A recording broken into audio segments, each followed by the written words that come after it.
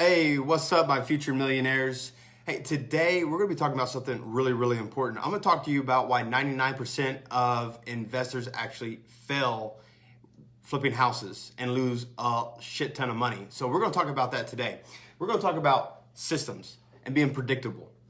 This is going to be a very, very powerful video. I'm going to try to keep this short because my wife and I actually don't have no kids today, and she's up there getting ready. So welcome to my dining room. This is my office for the day. But I want to tell you about something. So every year I come up with a new word and I stay focused on that word. Maybe it's one or two words and that's it. And then so throughout the entire year, I work on just focusing on making my life better off of one or two words, and that's it. You know, 2009, it was the word believe. I just wanted to believe that I could be better than where I was. But what's important for what we're talking about today is in 2015, my word was predictable and systematic. I wanted to be able to create systems that were predictable. So as soon as I did something, I had a predictable result.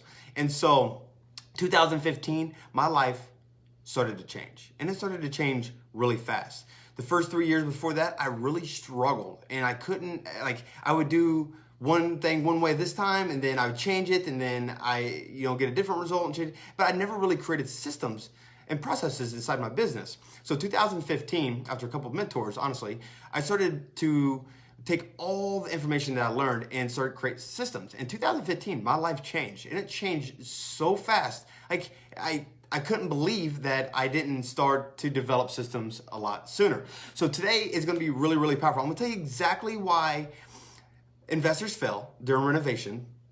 Hey, what's up, Noah? What's up, Olivia? And so we're going to talk about systems, and this is why investors fail.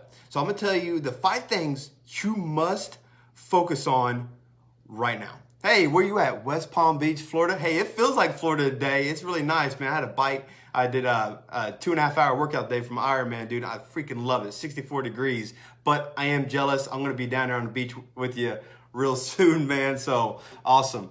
So let's talk about this. The 5 systems, man, I actually got this mirrored now, so this is going to be the right way. If you watched my first live, it was flipped backwards. I got it fixed. So we're going to talk about the 5 things you must develop systems for in order to be successful, okay? So the very first thing is team building. The way you build a team must be systematic. You must have a process for that. And so I teach a 3-step process. If you watch my last live, I actually go pretty deep on team building, but I'm gonna be real honest with you.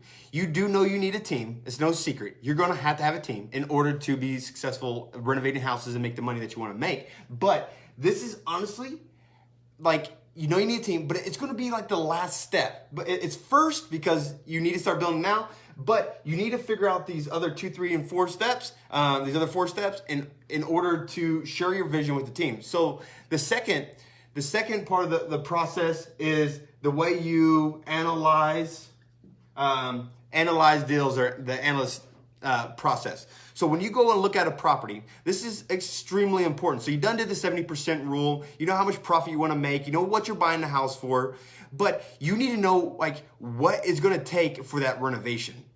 What needs to happen, and the process that, the flow of the project in the order it needs to go. So this is the part that is extremely important. All these are going to go in sequential order of, if you want to keep your life simple. But you must have a process when you go look at homes, and you follow that process so you know if it's a good deal or a bad deal, or if you need to stay away from it. So make sure, when you go to these houses, that you have a process for that, and it's duplicatable. It's simple, okay?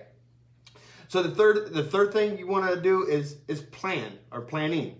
So people don't plan to fail, but they fail to plan.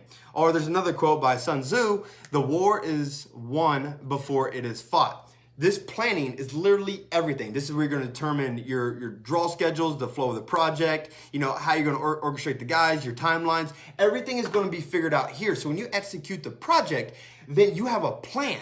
This is the plan. This is what needs to happen. And if during the project, if things start to go off your plan, then you must stop and get back on track. You must figure out your plan and get back to it and stay to it. It's like a GPS going across the country, going from Missouri to West Palm Beach, Florida.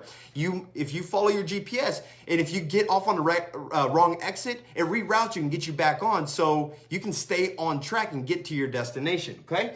So the fourth thing is you want to have a plan for the way you manage a project. And I don't mean you as the general contractor or the project manager. What I mean is like how, even remotely, like like you got your plan, and then how you're going to manage that plan during the process to make sure that everything is going in accordance to your plan and you're staying on budget and on your timeline. At what point do you stop the project and check it? Like, what is your process for that? And is it predictable? Like, is the way you manage your projects so systemized that it's predictable that it stays on your plan? And is your plan so systemized that it's predictable to the money that you want to make? Okay. So the fifth is close. At the end of the project, you must have a process for the way you close the project. It's so important, especially before you pay your contractors and you list the property, because you don't want anything to come up while your local realtors are trying to show the house, because if things are all wrong and you didn't close it properly, then it's going to reflect on you badly, and you're actually going to lose the respect of the realtors, and that's not a good thing, because like if you have the respect of your realtors, they're going to show your houses faster and more often, and your houses are going to sell a lot quicker. So you want to make sure you have a process for when you close it. Now, this is where I want to bounce back to number one. We're almost done. I'm going to get off here, and I want you to take this. I really want you to think on this and start developing these systems and processes in order to be successful in your business here. So these right here, 2 through 5, once you have a system and a process for this, what you're actually going to do is come back up here to your team, and you're going to share that with your new contractor, your general contractor, whoever you plan on hiring. You're going to share this process with them. And if they're not in alignment, move on. Go to the next contractor. So have a plan, have a process, and have it written down, have it ready to go. When you talk to your team, say, hey, this is what I want to see, this is how I want it to go. And if they're not in alignment with that, you need to move on. So once you find someone, last thing here, once you find someone that is in alignment with this system, execute your plan. Execute all this. And if something goes wrong, document it. Figure out what went wrong. Rewrite it into your plan. Only make small changes to your plan. And I would say after 5 or 10 renovations, this will be figured out. And so definitely stay to your plan. And like I said, make small, minor adjustments to this until it's a perfect working oiled machine. So like I said, it took me a little bit to get this all figured out and get it really dialed in. Now I don't step out of this process. This is what I teach. This is what I share. Even my new clients, this is what they get day one. I just hand this over to them. Where this cost me tens of thousands of dollars of lost money to figure out, literally just hand it to you. So this is it. Go out, figure this out.